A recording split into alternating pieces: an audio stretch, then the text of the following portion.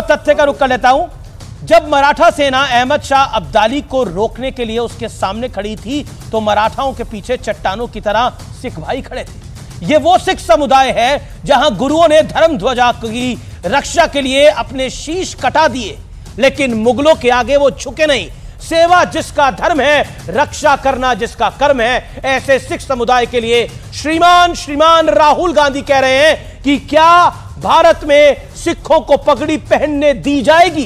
क्या सिखों को कड़ा पहनने दिया जाएगा?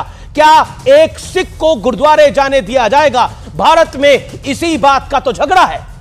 अब सवाल है कि क्या राहुल गांधी उकसाने की, भड़काने की और बांटने की राजनीति साफ तौर पर कर रहे हैं, जैसा बीजेपी आरोप लगा रही है। इसलिए आज कुछ तथ्य खंगालने आवश्यक हो जाते हैं। सत्ता में आने के बाद पिछले 10 सालों में खुद प्रधानमंत्री मोदी दस्तार यानी पगड़ी पहनकर कई बार गुरुद्वारों में मत्था टेकने गए हैं, लंगर सेवा की है।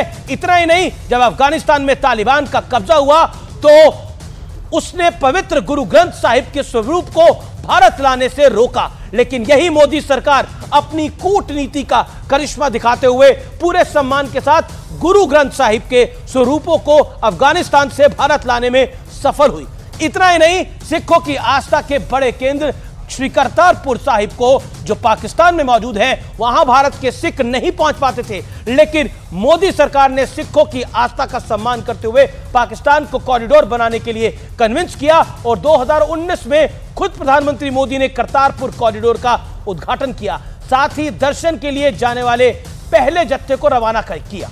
इसके बाद 2020 में प्रधानमंत्री मोदी ने श्री हरमिंदर साहिब के लिए FCRA को मंजूरी दी, जिसका नतीजा यह हुआ कि विदेश में बैठे श्रद्धालु भी श्री हरमिंदर साहिब को लंगर और सेवा के लिए दान भेजने लगे।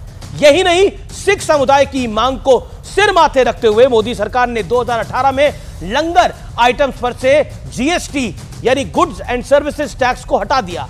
आज अमेरिका में बैठकर राहुल गांधी भले ही खुद को सिखों का हिमायती दिखाने की कोशिश कर रहे हो, लेकिन शायद 4 दशक पहले 1984 में सिखों के साथ हुए नरसंहार को वो भूल गए हैं, जब स्वर्गीय राजीव गांधी के शासन के दौरान हजारों सिखों को निर्ममता से मार डाला गया था।